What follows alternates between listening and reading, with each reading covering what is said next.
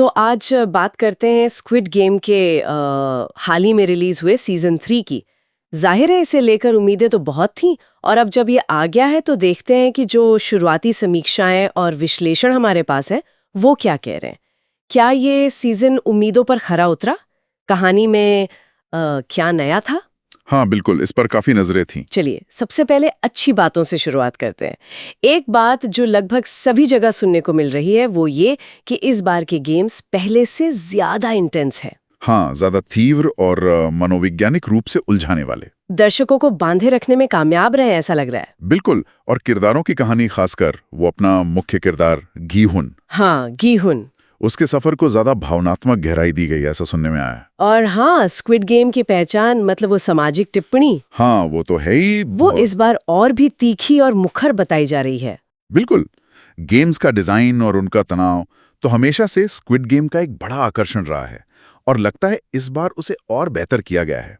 किरदारों का भावनात्मक ग्राफ, खासकर गीहुन का, कहानी को वजन देता है। और जहां तक सामाजिक टिप्पणी की बात है, उसका और गहरा होना दिखाता है कि ये सीरीज सिर्फ मनोरंजन के लिए नहीं है, बल्कि मतलब सिस्टम पर सवाल उठाना इसके डीएनए में है। लेकिन ऐसा नहीं है कि सब कुछ परफेक्ट है। कुछ आलोचनाएं भी सुनाई दे रही हैं। हाँ वो तो है। खासकर कहानी की गति को लेकर। कुछ दर्शकों और समीक्षकों को लगा कि बीच के कुछ एपिसोड्स थोड़े धीमे थे, पेसिंग इश्यूज, हाँ।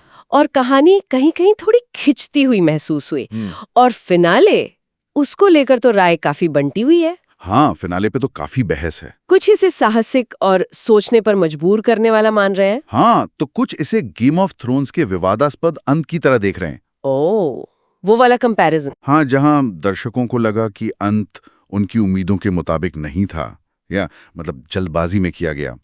गति और कुछ सब प्लॉट्स की आलोचना अपनी जगह है, लेकिन ये भी कहा जा रहा है कि क्लाइमेक्स काफी मजबूत है। अच्छा। हाँ, जो शायद इन कमियों की कुछ हद तक भरपाई करता है। और देखिए, स्क्विड गेम हमेशा से ही बहस छेड़ने वाला शो रहा है। अंत पर ये मिलीजुली प्रतिक्रिया शायद यही दिखाती है कि कहानी ने दर्शकों पर गहरा असर छोड़ा है, चाहे वो पॉजिटिव हो या नेगेटिव। बिल्कुल। अब आते हैं उस सबसे बड़े मोड़ पर जिसने शायद सबसे ज्यादा चर्चा बटोरी है। हाँ, फिनाले का वो ट्विस्ट। फिनाले में गीहुन यानी प्लेयर 456 सिस्टम को खत्म करने के अपने मिशन पर लौटता तो है, लेकिन अंत बड़ा अप्रत्याशित है। जानकारी के अनुसार वो खुद को बलिदान कर देता है। बलिदान मतलब? हाँ, ताकि एक बच्ची गेम जीत सके। अच्छा, एक बच्ची के लिए। हाँ। और ये बच्ची प्लेयर 222 की बेटी बताई जा रही है, जो आखिरकार वो 45.6 बिलियन की इनामी राशि जीतती है। ओह, तो गीहुन जीतता नहीं है? नहीं। ये तो बहुत बड़ा चेंज है।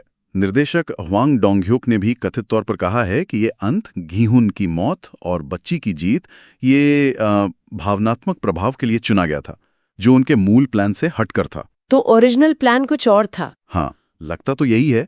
ये अंत शक्तिशाली है, भले ही विवादास्पद हो। कुछ इसे पूंजीवाद पर एक तीखी टिप्पणी की तरह भी देख रहे हैं। कैसे? कि इस सिस्टम में जीत भी कितनी महंगी कीमत पर मिलती है। मतलब जीतने के लिए भी किसी का बलिदान जरूरी हो जाता है। सोचने वाली बात है। और फिनाले में एक और बड़ा सरप्राइज था। हाँ। एक अनअपेक्षित कैमियो, केट ब्लैंचेट का। क्या बात कर रही है?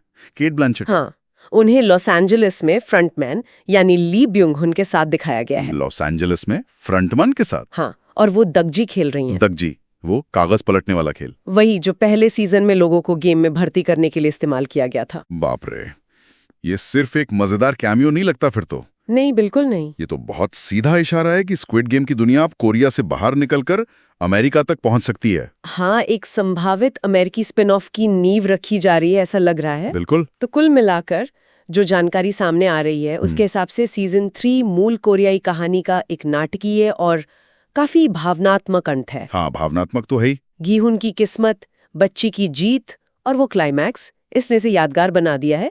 भले ही इस पर बहस जारी रहेगी। हाँ, निर्देशक ने ये साफ कर दिया है कि ये गीहुन की कहानी और मूल कोरियाई सीरीज का अंत है, मतलब इस कहानी का चैप्टर क्लोज। लेकिन जैसा कि उस कैमियो से इशारा मिलता है, स्पिन ऑफ या इसी दुनिया में सेट दूसरी कहानियों के दरवाजे खुले रखे गए हैं। और यहीं पर एक दिलचस्प सवाल उठता है, क्या एक ऐसी कहानी जो एक दमनकारी पूंजीवादी सिस्टम की इतनी तीखी आलोचना करती है, हाँ, क्या वो खुद एक विशाल वैश्विक फ्रेंचाइजी बन सकती है? और अगर हाँ, तो इस विरोधाभास के क्या मायने निकाले जाएं? ये वाकई सोचने वाली बात है। एक शो जो सिस्टम की आलोचना करता है, वो खुद उस सिस्टम का हिस्सा बन जाए। बिल्कुल। इसके बारे में सोचने के लिए दर्शकों के पास बहुत कुछ है।